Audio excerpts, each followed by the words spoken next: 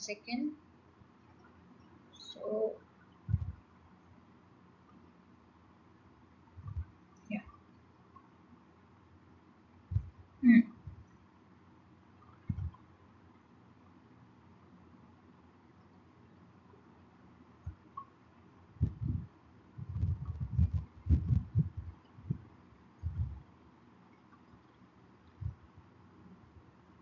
Indian Constitution is the longest written constitution in the world. Originally, it has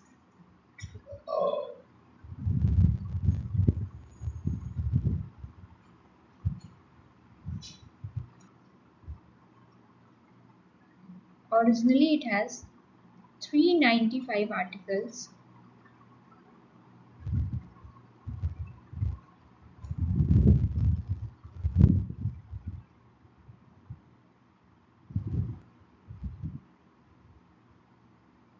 Indian Constitution originally contained 395 articles and 8 schedules as of 26th November 1949, the day at which Constitution was adopted.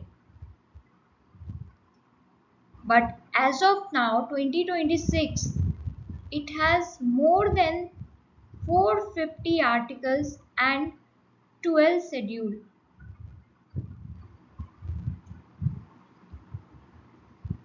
First schedule was added with, sorry, not first schedule, uh, ninth schedule was added with first Constitutional Amendment Act,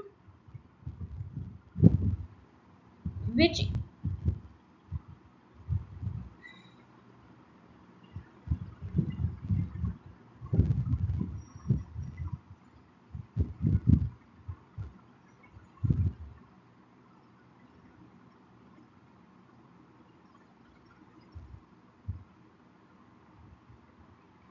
gives protection from judicial review.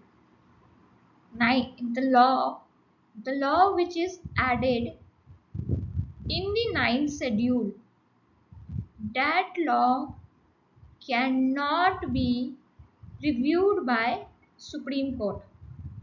So it protects the law from judicial review. Ninth schedule is about that. It was added with first Constitutional Amendment Act to protect the land reform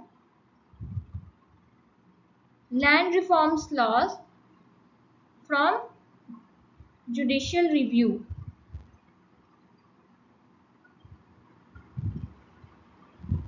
Let me raise this.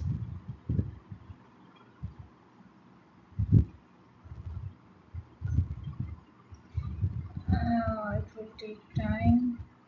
It's okay.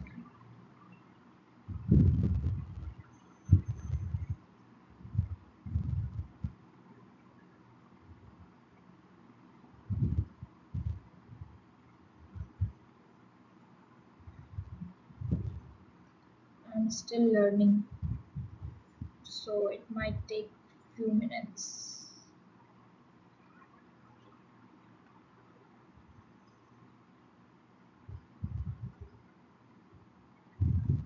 Okay. So, and second and tenth schedule was added to protect the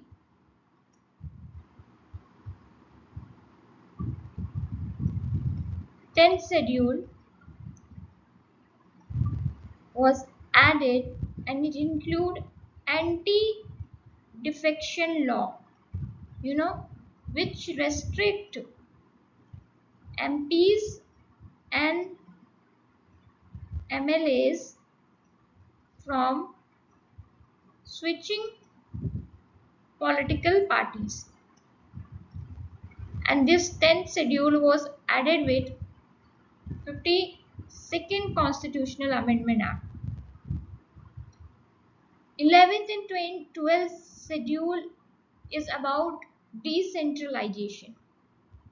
11th schedule gives power and responsibility to Panchayati Raj institution, and 12th schedule gives power and responsibility to municipalities.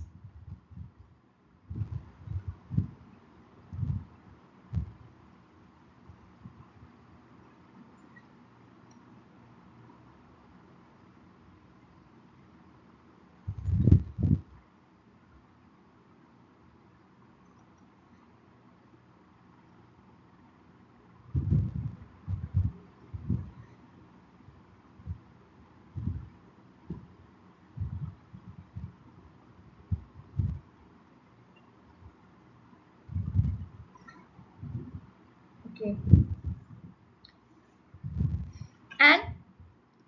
And it is the written constitution. United States is the first country in the world to have written constitution,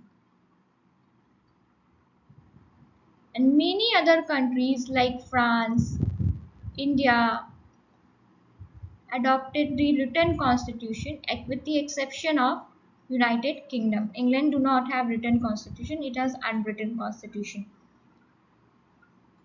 So what is the basics difference between written constitution and unwritten constitution? How can we distinguish between written and unwritten constitution?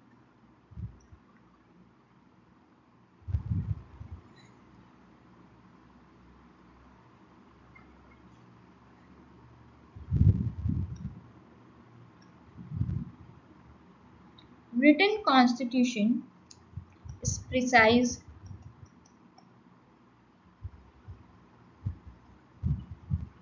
and codified in the single law book. Codified in single law book. And it is framed by a representative of people, which was duly elected by the people of the country. However, unwritten constitution is not codified and it evolved over the period of time with customs, notification, uses, and it did not have the people sanctions like written constitution.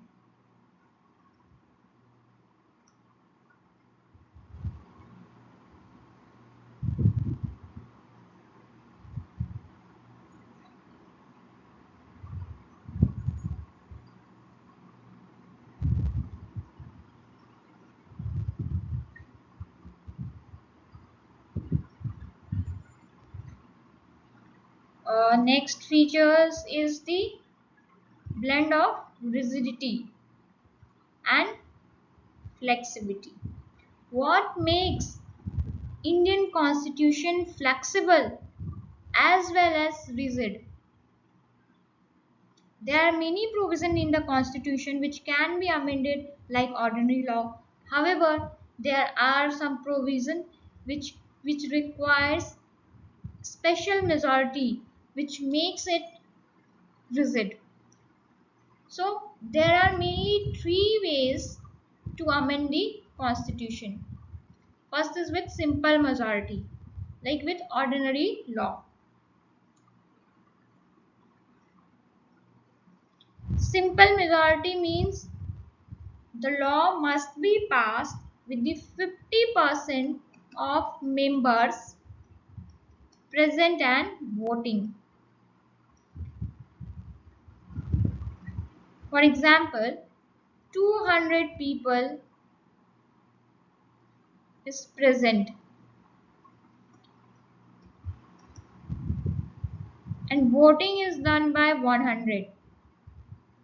So minimum number to pass the law is the 50. Okay, because it requires the 50% of the present and voting.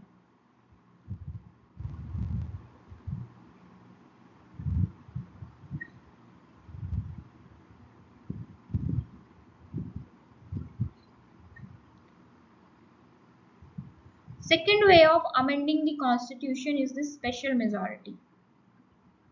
Special majority needs total membership and 2/3 of the member present and voting. Let's understand this.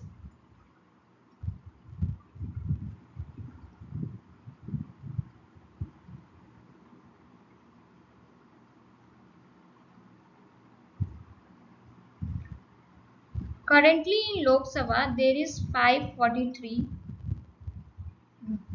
members. Okay.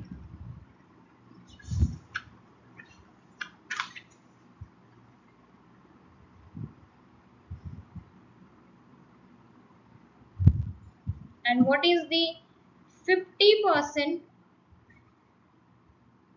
of 543?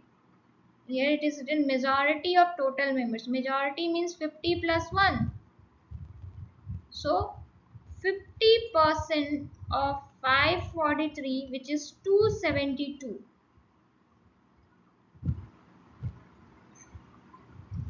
And let's suppose out of 543, member present is 400. So voting,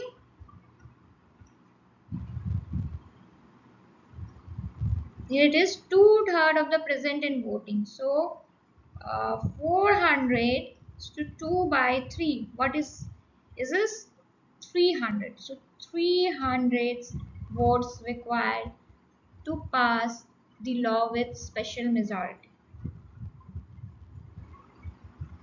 Let's understand.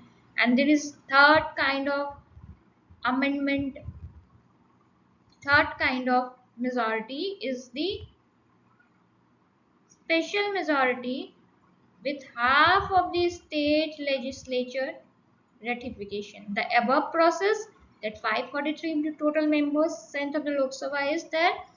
So 273 members is required, and if there is 400 member present, 2/3 of the 400 is 300, 300 required, and that half of the state ratification means there is 14 states, 28 states are there. So half of the state ratification means 14 states must approve law to be passed. If only 13 state approves, तो law fail हो जाएगा. It will not enacted. It requires minimum 14 state to pass.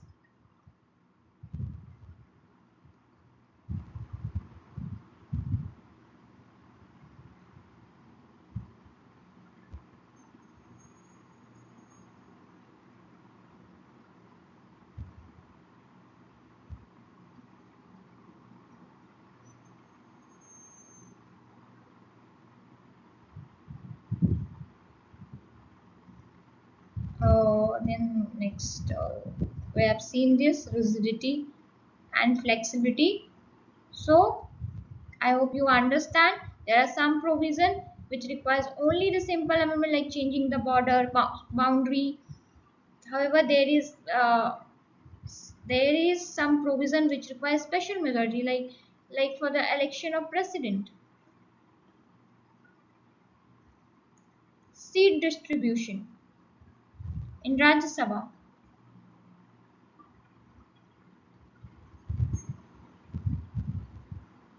However, Supreme Court held that Parliament can amend the constitution, but it has limited power. It cannot amend basic features of the constitution. It cannot change the form of government. For example, it cannot change the form of government, like its parliamentary form. It cannot change the Article 21, that is life and liberty.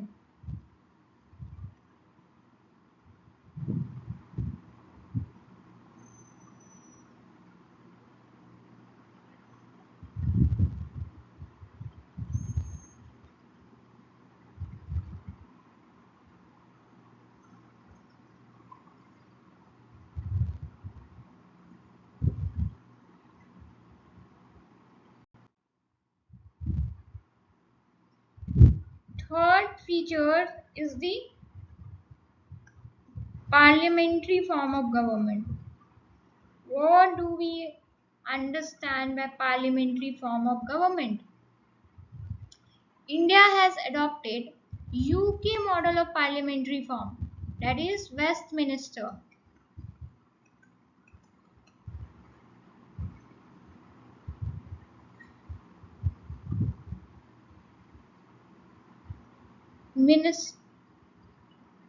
Executive is collectively responsible to the legislature.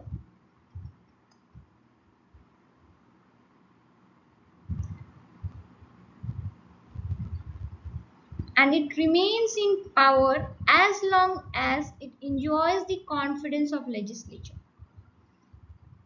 So, Council of Ministers sink and swim together. It will remain in power as long as it has a confidence of the legislature. Once the confidence is defeated, the government cannot be run.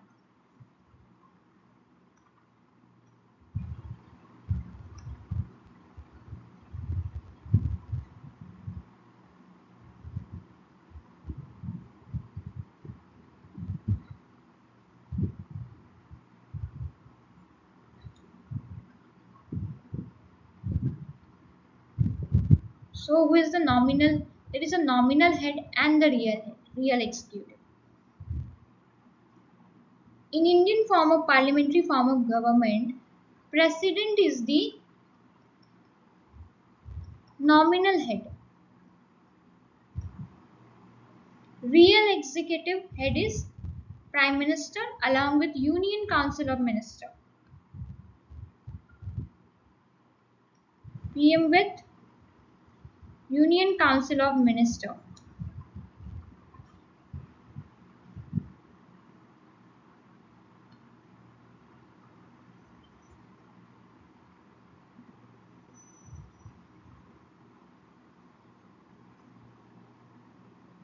President act most of the time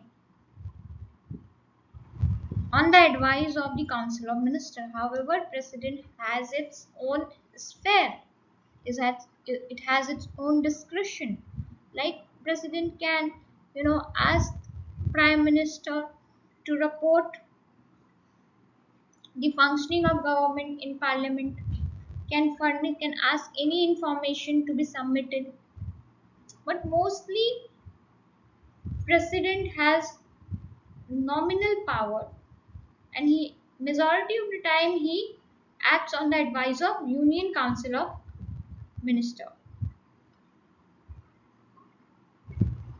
Council of Minister. Now, India has a mixture of federalism and unitarianism. We have both the features, federal features as well as unitary features.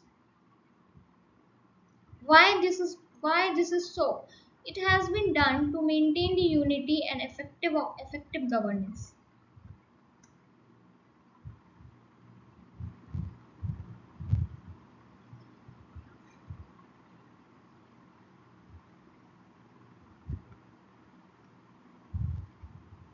Article 1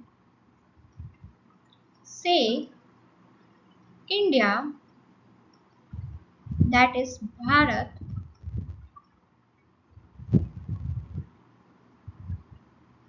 cannot be seceded by state, which means which mention that India is not a federation. In Constitution, there is nowhere it is the word federation has been mentioned.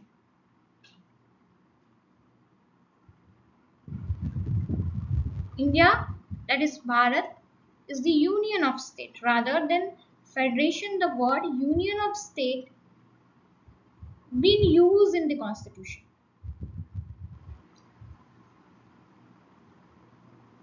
which means state cannot secede from the union.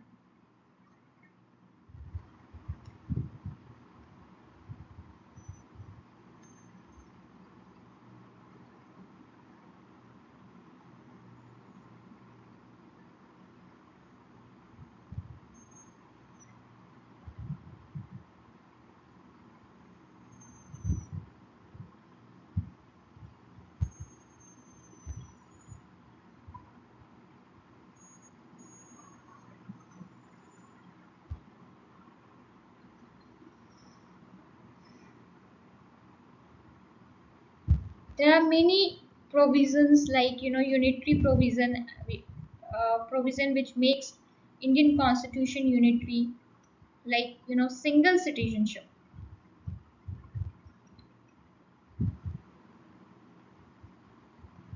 single citizenship, integrated judiciary for center and state, all India services like IAS, IPS, and IFS, Indian Forest Service, and emergency provision, which makes India's federal structure into unitary features. This provision has added to maintain the unity and fraternity of the country. There are some provision which makes it federal government, federal features. What are those? Separation of power of center and state. Seventh schedule, which has three lists: central list, state list, and concurrent list as well. Separate sphere to legislate.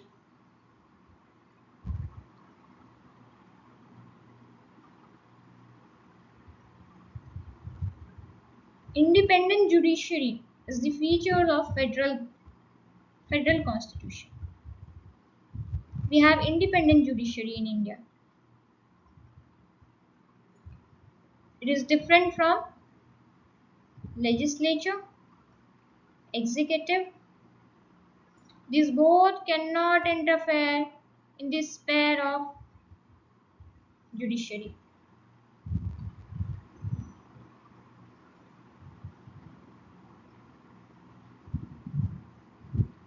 I hope you understand this much.